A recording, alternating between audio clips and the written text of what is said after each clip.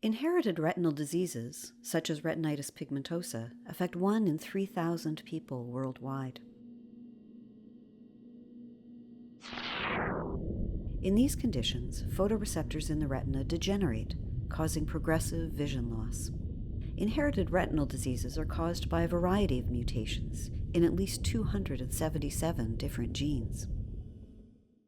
For decades, animal models such as genetically modified mice have been used to study inherited retinal diseases, but they have significant limitations. The mouse retina is significantly different from the human retina, and the same genes may have different functions between species. Photoreceptor transplantation is also difficult to study in mouse models of disease because of low cell survival rate and integration rates, not to mention the differences in how mouse and human cells might interact compared to human donor and disease cells. More recently, a newer technique has emerged, using cultured human cells in a tissue-like form called organoids. Organoids mimic many of the key developmental, functional, and structural features of a particular organ. The Balios Lab at University Health Network has developed a new platform to study inherited retinal disease that relies on a form of organoid called retinal chimeroids.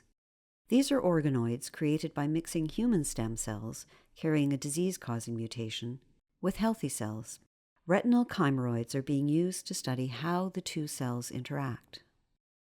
The process to make and study retinal chimeroids starts with co-culture mixing, the growth of the cells in 2D, growth in 3D, and then separation using fluorescent activated cell or FAC sorting.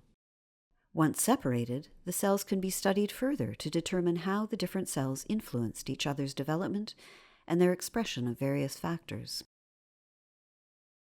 The process to make chimeroids begins with mixing healthy and diseased stem cells.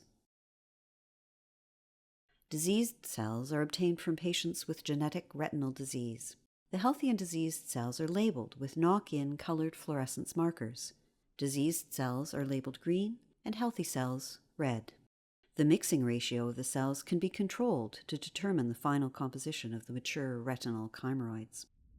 Cells begin growing on the bottom of a well plate as discrete colonies that gradually expand outward in 2 dimensions. After a certain period, they reach confluency, meeting up with one another and covering almost the entire cell plate bottom. At this point, they are ready for 3-dimensional growth.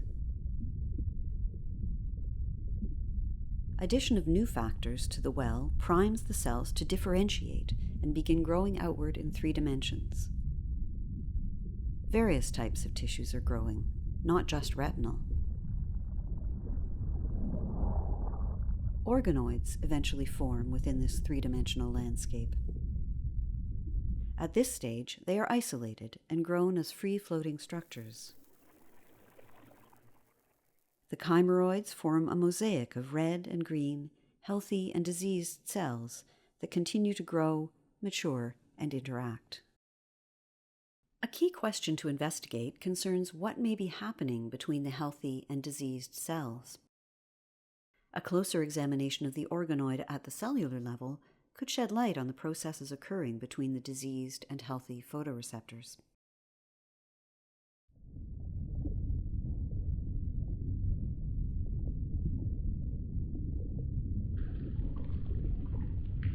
Diseased cells may be exhibiting structural changes due to rescue by the healthy cells. Furthermore, changes may be occurring in terms of gene and protein expression.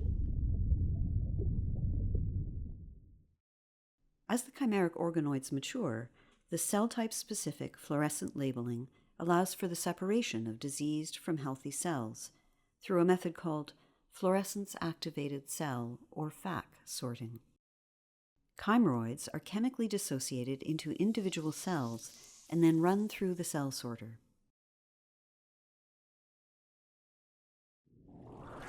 A laser is used to activate the fluorescence in each cell, and deflection plates sort a red cell from a green cell so that the 2 color fractions can be collected separately.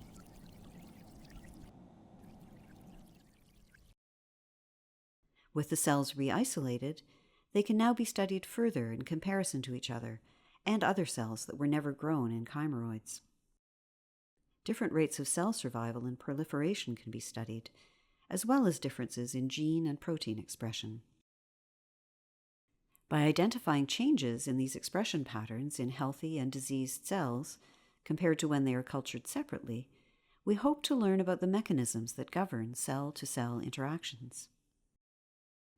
This may lead to the development of new drugs or methods of improving retinal cell therapy. These steps represent an exciting new platform for studying inherited retinal diseases, and the hope is that they can be expanded to be applied to many different genetic diseases. In principle, chimeroids could be made from as many different genetic retinal diseases as exist. The hope is for this platform to be used to develop new treatments for blinding eye disease.